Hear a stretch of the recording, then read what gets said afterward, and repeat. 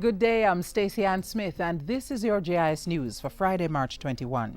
Jamaica and other Caribbean countries are celebrating a victory in their fight to make travel from the United Kingdom to the Caribbean cheaper.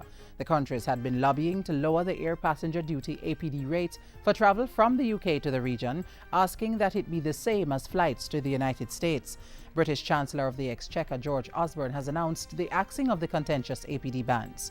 Effective April 2015, the travel tax will be simplified into a two-band system. Band A for short-haul flights of less than 2,000 miles from London and Band B for long-haul flights of more than 2,000 miles from London. Tourism and Entertainment Minister Dr. Wickham McNeill has welcomed the change. Meanwhile, following the announcement of plans by TRANSAERO Airlines to withdraw services to Jamaica for the summer, the regional director of the Jamaica Tourist Board in Europe has been dispatched to Moscow, Russia. TRANSAERO's announcement comes in the wake of political developments in Russia that have resulted in dramatic currency fluctuations in that country. The Tourism Ministry says it's important to keep in touch with the market and protect the gains Jamaica has made in that region. The long-awaited FLEXI-WORK week bill is to be tabled in Parliament next Tuesday. The legislation will amend existing labour laws to allow businesses to institute longer opening hours. It will give scope to enterprises that want to do additional production work. It will enable management and workers to work different modalities in respect of the time that persons can work by law and to be compensated as such.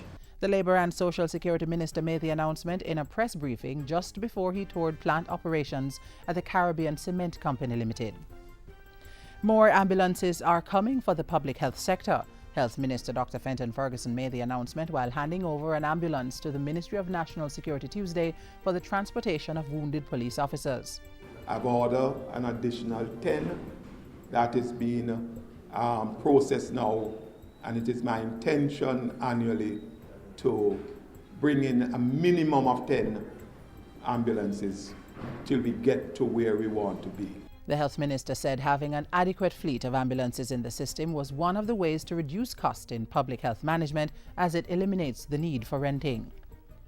Government has acquired technology to combat PRAEDIAL larceny, allowing police officers to confirm the origin of produce found on persons during routine stop and search operations.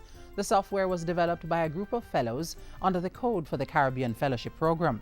Law enforcers can use it to send text messages to an automated system to determine whether agricultural produce was purchased from farmers registered with the Rural Agricultural Development Authority or the Jamaica Agricultural Society.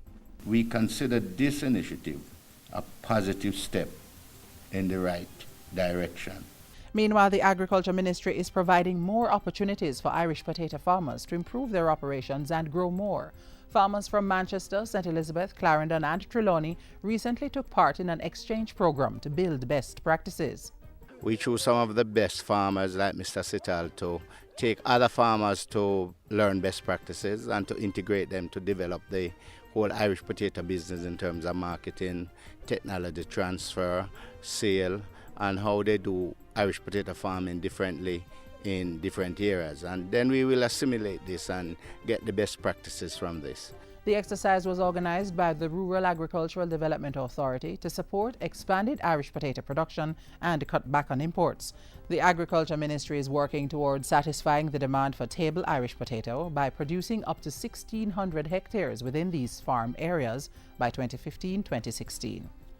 And finally, the Ministry of Industry, Investment and Commerce is working with the Northern Caribbean University, NCU, to establish a business process outsourcing BPO hub at the institution. The business process outsourcing industry, which is a critical link in the global business chain.